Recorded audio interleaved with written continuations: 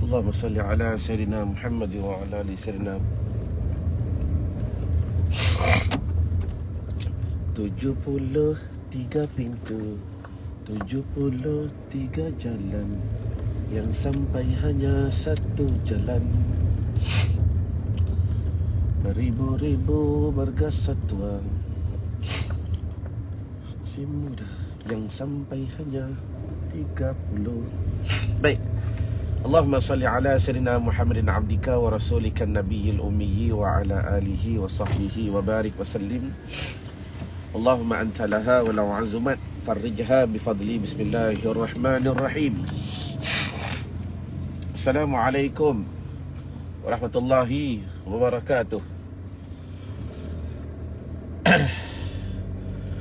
Alhamdulillah, segala puji dan syukur kita rafa' dan kita panjatkan kepada Allah Subhanahu wa taala. Kerana pada hari ini tuan-tuan, Allah Taala pertemukan kita sekejap seperti biasa dalam hashtag Santapan Rohani. Supaya apa? Supaya hari ini Allah Taala bantu kita. Allah Taala kembalikan kita pada perjalanan yang sebenar, pada hidup yang sebenar, dan pada pilihan yang sebenar. Kerana apa tuan-tuan? M. Nasir dah karang lagu lama dah. Bukan Tuan Haji Nasir ni, Muhammad Nasir pun M. Nasir juga. Ni M. Nasir, dia dah karang lagu. Saya tak tahulah siapa yang penulis liriknya tuan-tuan. Kalau siapa-siapa yang boleh google sekejap. Tapi lagu 73 pintu tu, 73 jalan, yang sampai hanya satu jalan, yang telah dikumandangkan oleh M. Nasir. Satu lagu yang bukan saja sedap didengar tuan-tuan dalam gurindamnya, tetapi satu perkara yang perlu kita muhasabah dalam kehidupannya kita, dalam perjalanannya kita, dalam dirinya kita, dan dalam pilihannya kita. Sebagai contoh paling mudah. Tanya sama itu hud-hud. Tu tajuk dia. Okey. Sebagai contoh paling mudah tuan-tuan, pagi ni tuan-tuan buka handphone, and then tuan-tuan scroll Facebook. Tiba-tiba scroll ni tuan-tuan jumpa beberapa live. Ni contoh paling mudah. Dalam keadaan tuan-tuan boleh jumpa beberapa live yang sedang berlangsung sekarang ni, scroll-scroll, tengok ada live. Scroll-scroll, tengok ada live. Agak-agak mana live yang kita pilih tuan-tuan? Ni. Mana live yang kita pilih untuk kita dengar, untuk kita hayati, untuk kita dapatkan maklumat? Supaya apa? Supaya dengan apa yang kita pilih itu, menceritakan itulah kehidupannya kita, menceritakan itulah apa yang kita nak. Dan secara zahirnya tuan-tuan, kalaulah nak tengok akhirat kita, Nabi SAW pernah bersabda, nak tengok akhirat kamu, syurga ke neraka, tengoklah dunia kamu bagaimana. Allahumma salli ala Sayyidina wa maulana Muhammad. Betul ke betul? Nak tengok akhirat kamu bagaimana? Maka tengoklah dunia kamu itu bagaimana. Apa yang kamu kerjakan. Dan yang paling penting tuan-tuan, apa yang kamu pilih. Ni yang best. Apa yang kamu pilih. Sebab hidup ni pilihan. Jangan sembang dulu masalah hakikat tuan-tuan.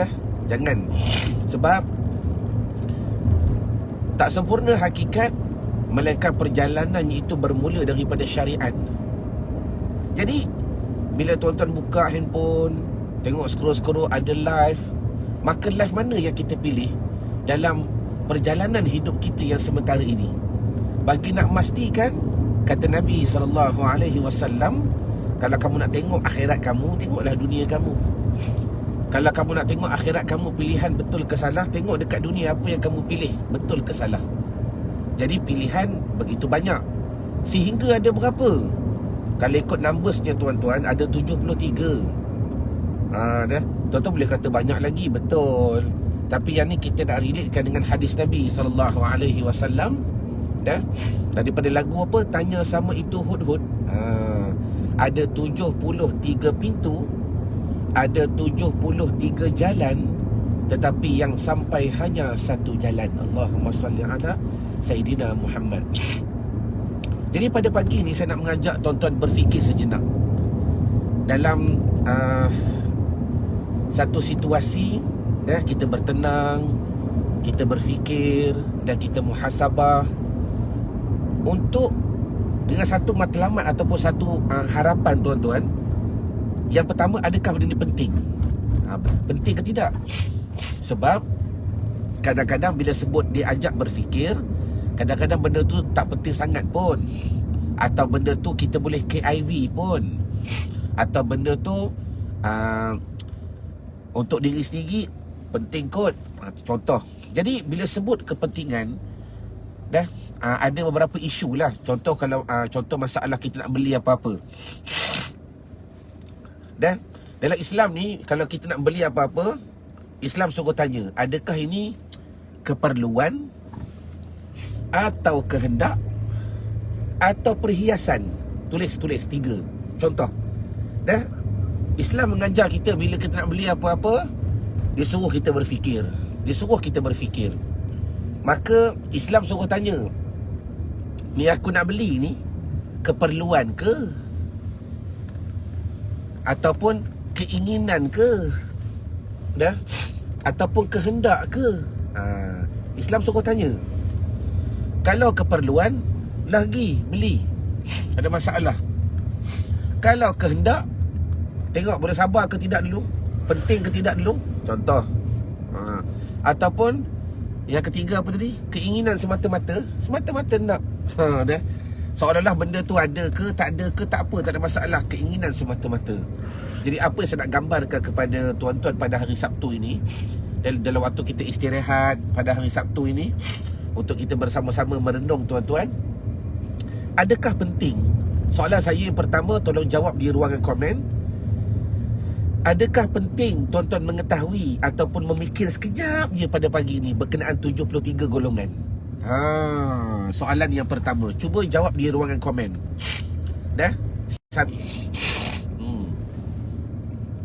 Saya kena tutup Wi-Fi. Okey, line kita okey ke? Okey. Jawab sekejap di ruangan komen pada pagi ini. Adakah penting aku mengetahui berkenaan 73 pintu, 73 jalan yang sampai hanya satu jalan? Tu soalan yang pertama. Penting sangat ke aku kena tahu? Okey, Badrul Syam kata sangat penting. Yang lain. Baik. Kalau tuan-tuan nak tahu sakatan, mari dah bahasa-bahasa lama ni. Sakatan ni ukuran sejauh mana benda tu penting ke tidak. Maka soalan yang kedua, adakah 73 pintu ini suatu pecahan berkaitan dengan amal, Islam ataupun iman? Bab Islam ke, bab kepercayaan ke, ataupun bab amalan ke? Khilaf tu, yang ni boleh buat, yang ni tak boleh buat. Contoh. Atau yang ketiga tuan-tuan, pecahan itu merupakan pecahan bab keimanan. Macam mana iman kita, kepercayaan kita kepada agama, kepercayaan kita kepada Allah, kepercayaan kita kepada sifatullah. Baik. Bukan 37 Syahidah. Bagus. Syahidah tahu tu, cuma tersilap typo. 73. Jadi saya bantu jawab. Jawabnya tuan-tuan, 73 itu ialah pecahan yang berkaitan dengan akidah dan keimanan. Jadi bila mana berkaitan dengan akidah dan keimanan, dia bukan perkara biasa-biasa. Dia satu perkara kewajipan yang tuan-tuan kena ambil tahu berkenaan mengetahui 73 pecahan ni. Baik, terima kasih. Itu poin yang kedua. Tak rugi tuan-tuan masuk sesi live pada pagi ni, belajar sesuatu. Dan lebih baik kita like dan share dan tag nama orang yang anda sayang agar ramai lagi dapat manfaat. 2. Kita pergi pula kepada poin yang seterusnya. Poin yang seterusnya.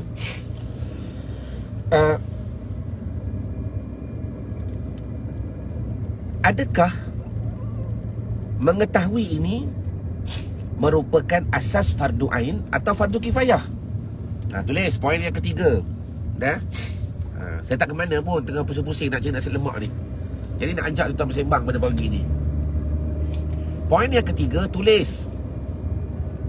Adakah mengetahui 73 ni fardu ain atau fardu kifayah? Apa makna fardu ain? Makna fardu ain, tiap-tiap diri wajib kena ambil tahu. Apa makna fardu kifayah? Makna fardu kifayah, kalau orang lain dalam kampung kita seorang dah tahu, tak apa dah, yang lain tak payah tahulah.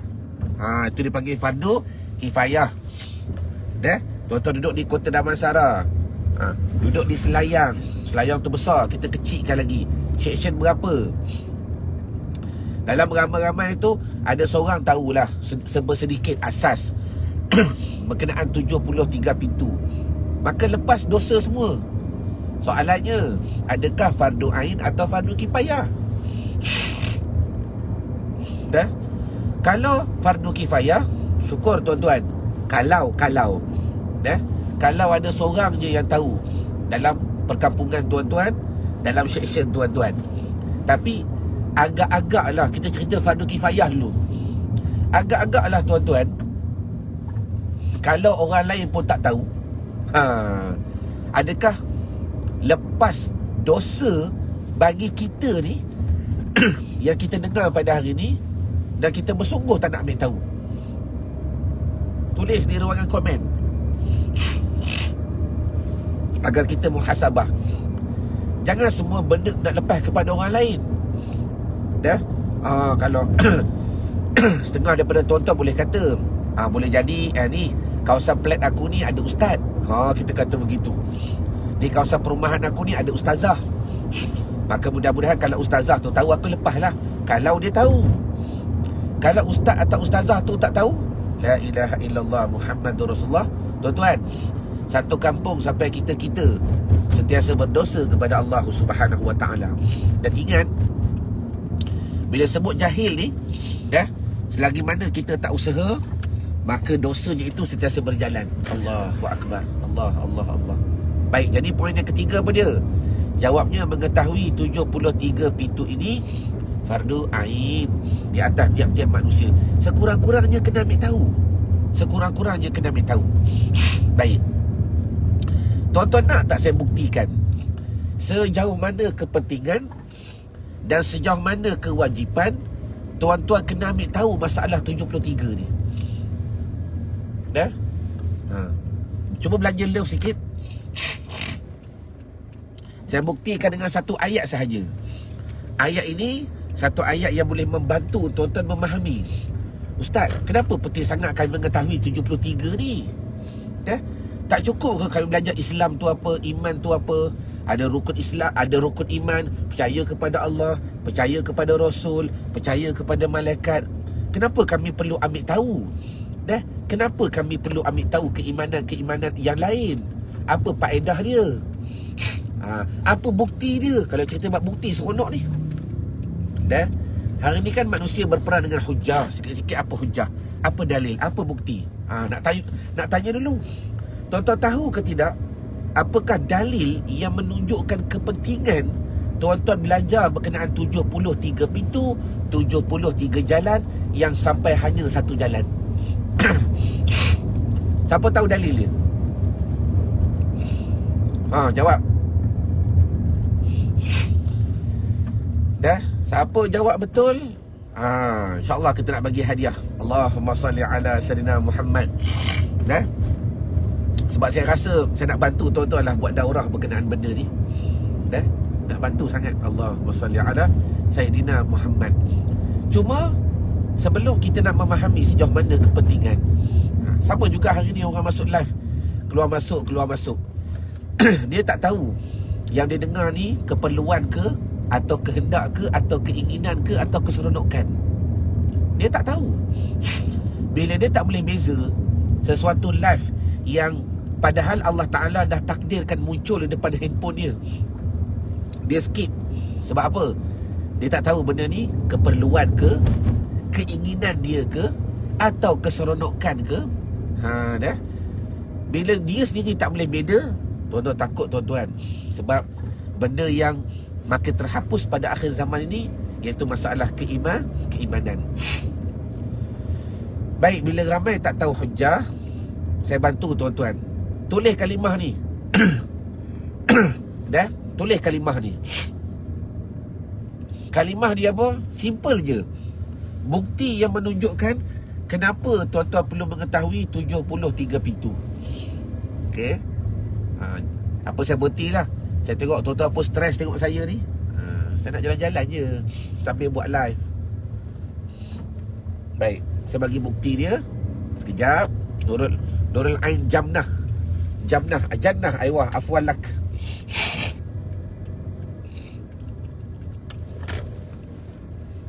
Baik.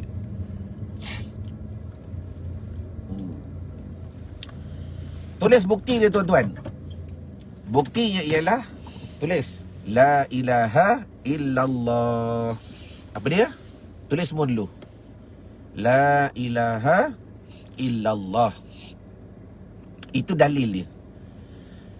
Macam mana la ilaha illallah itu menjadi dalil? Dah. Kepada kewajipan untuk tuan-tuan memahami 73 pintu, 73 jalan. Terima kasih Mak Ngah. Jawapannya mudah. Kalau tuan-tuan melihat struktur ayat yang menjadi status keimanan kita kepada Allah Subhanahu Wa Taala, adakah la ilaha illallah itu dimulakan dengan fakta atau dimulakan dengan nafi? Jawab. Adakah la ilaha illallah itu dimulakan dengan fakta ataupun dipanggil apa tu? Satu ayat yang bentuk penceritaan atau satu ayat yang berbentuk penafian? Terima kasih Wan Umar Aswad. Nafi dulu. Yang lain? Faham tak nafi? Nafi ni menafikan. Tidak. Terima kasih Badrul Syam. Nafi. Yang lain? Syariah Zaitun. Terima kasih Irniwati. La ilah itu dimulakan dengan nafi. Dah, nafi ni penafian lah. Orang Melayu katakan penafian. Menafikan. Tidak. Amal rezeki. Bagus. Maziah Tirun. Ramai yang jawab betul. Mudah-mudahan hari ni tuan-tuan mula muhasabah. Okey. Sekarang ni kita masuk pula kepada soalan yang seterusnya. Boleh tak kalau macam mana tuan-tuan nak nafi kalau tuan-tuan tak kenal? Dah. Habis.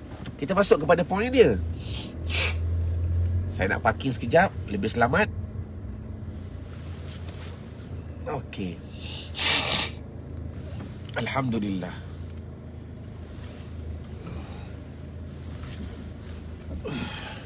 Baik. Soalan saya ialah, bila tuan-tuan dah jawab dengan tepat, apa dia? La ilaha illallah. Tiada Tuhan. Yang ni bukan. Yang ni pun bukan. Yang ni pun bukan. Yang ni pun bukan. Yang ni pun bukan. Dia menafikan keseluruhannya illallah. Melainkan Allah Subhanahu Wa Taala itu Tuhan. Artinya dari sudut uslub penulisan ataupun gaya bahasa Arab yang telah diterbitkan oleh Allah Subhanahu Wa Taala untuk kita berpegang sebagai paksi keimanan kita, Allah Taala ajar mindset kita dimulakan dengan nafi dulu. Betul? Soalan saya, cuba tulis lagi. Hari ni kita sembang santai je. Kalau tuan-tuan tak tahu apa yang tidak, macam mana tuan-tuan nak menafikan benda tu kalau tuan-tuan tak kenal? Tulis, macam mana aku nak menafikan benda tu kalau aku tak kenal? Tulis. Dah. Macam mana aku nak menafikan benda tu? Yang ni bukan. Apa bukti dia? Orang tanya. Dah. Yang ni emas ke permata? Emas ke kaca? Apa tu? Intan ke permata? Orang tanya kepada kita. Sebelum tuan-tuan nak menafikan benda tu emas ke, ataupun permata ke, ataupun kaca ke, tuan-tuan mesti ada ilmu mengenal pasti, Macam mana yang dikatakan permata, macam mana yang dikatakan kaca. Setuju? It's unfair. Tuan-tuan tak ada ilmu berkenaan permata dan kaca. Tiba-tiba tuan-tuan kata, ini bukan permata ni, kaca. Adakah adil pada ilmu? Dah? Orang belajar gila-gila tuan-tuan, nak membedakan macam mana. Dah? Belajar luar negeri, contoh, tak kira lah, supaya dia expert berkenaan permata dan kaca. Maka tiba-tiba bila kita bawa satu hujah kepada orang yang tak pernah belajar, dia tak pernah belajar pun masalah permata ni. Bila kita bawa ni permata ke kaca? Alah, kaca ni. Dah? Macam mana kau membedakan? Sedangkan kau tak ada ilmu benda tu. Sama juga tuan-tuan apa yang berlaku sekarang ni. Tuan-tuan nak menafikan Qadariyah. Tuan-tuan tak kenal pun Qadariyah. Tuan-tuan hidup dalam keadaan Qadariyah. Tu satu tu. Tuan-tuan nak menafikan Jabariyah. Jabariyah ni bukan akidah ahli sunnah wal jamaah. Sikit-sikit Tuhan, sikit-sikit Tuhan. Tuan-tuan nak berhujah, nak menafikan Jabariyah tu salah. Kita kenal ke Jabariyah tu macam mana? Tahu ke apa unsur-unsur Jabariyah? Tahu ke apa kriteria Jabariyah? Contoh. Dah? Kita nak kata Syiah ni salah. Sabar dulu. Dah? Di mana kau berpegang Syiah tu salah? Taklid. Okey? Taklid boleh pakai dalam satu segi. Taklid. Sebab ustaz tu kata Syiah tu salah. Tuan-tuan, adakah cukup dengan taklid? Kalau ustaz tu mati, dengan ustaz mana pula kita nak berpegang? La ilaha illallah Muhammadun Rasulullah sallallahu alaihi wasallam. Itulah hidup kita, bertaklid dengan ustaz. Dah? Ustaz tu kata hak tu tak betul, Mu'tazilah tak betul, yang ni tak betul. Contoh, kalau hidup kita bertaklid semata-mata, sampai bila tuan-tuan? Dah? Iman tak kaca cemerlang. Jadi apa yang saya nak bagi faham ialah 73 pintu, 73 jalan fardu ain yang perlu kalian fahami secara ringkas atau secara dasar, supaya apa? Menguatkan keimanan. Sebab tu ingat, dah, tuan-tuan tak boleh menguatkan iman selagi mana kita tak belajar juga secara fardu ain. Apakah iman-iman yang salah? Sebab dimulakan tasyahud itu, ataupun dikatakan kalimah musyahadah itu dengan nafi. La la la la la la la la la la la la la la la ilah illallah. Dia, tuan-tuan kena kenal dulu. Kenapa kau nafikan yang ni bukan Tuhan? Sebab dia berhala. Kenapa kau nafikan yang ni bukan Tuhan? Contoh begini, dah ada subjek, dah ada kefahaman. Jadi begitulah apa saya nak sampaikan pada hari Sabtu ni kepada tuan-tuan, dalam waktu tuan-tuan bersantai pada pagi ini, untuk kita faham dah berkenaan 73 pintu, 73 jalan yang sampai hanya satu jalan. Jadi insya-Allah doakan saya, sebab saya rasa nak bantu tuan-tuan secara lebih dekat dalam nak memahami perkara ini. Kalau tuan-tuan nak lah, sekurang-kurangnya kita nak buat satu daurah. Dah? Nak buat satu daurah tuan-tuan, untuk tuan-tuan belajar secara ringkas apakah 73 pecahan ini, dah? Dan bagaimanakah kita nak memahami secara asas, supaya apa? Nak membenarkan iman yang kita ada. Satu.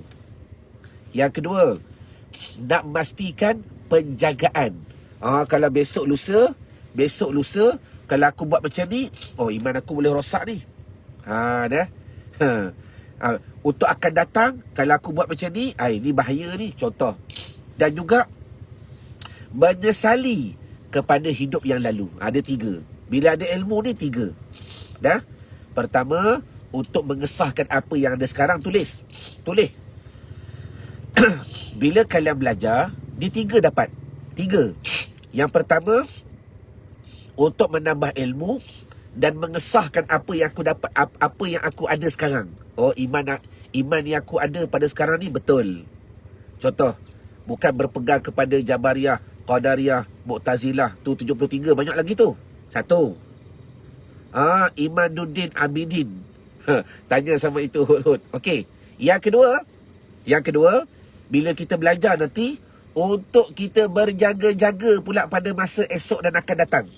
Bila dah ada ilmu, aku nak berjaga-jagalah daripada perkataan macam ni, daripada sebutan macam ni.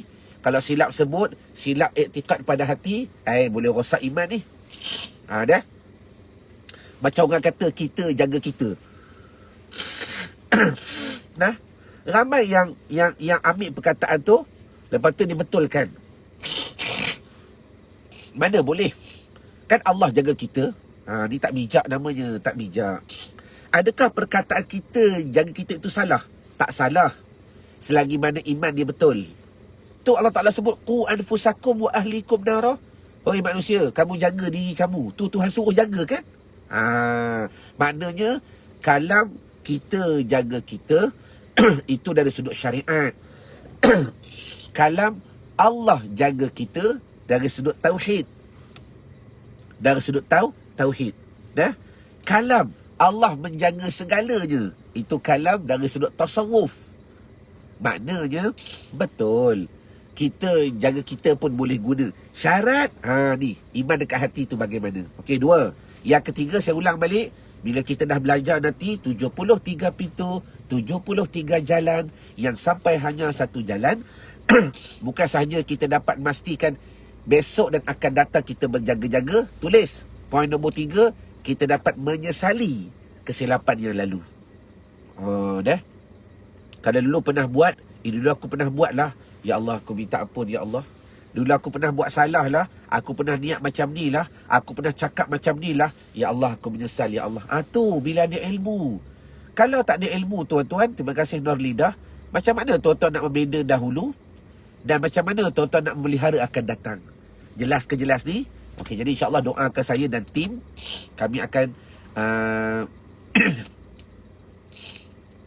cari satu masa, dah, kami akan susun jadual kami untuk bantu tuan-tuan, dah, bantu tuan-tuan memahami 73 pintu, 73 jalan yang sampai hanya satu jalan. Ma'assalamah wa ala liqa'.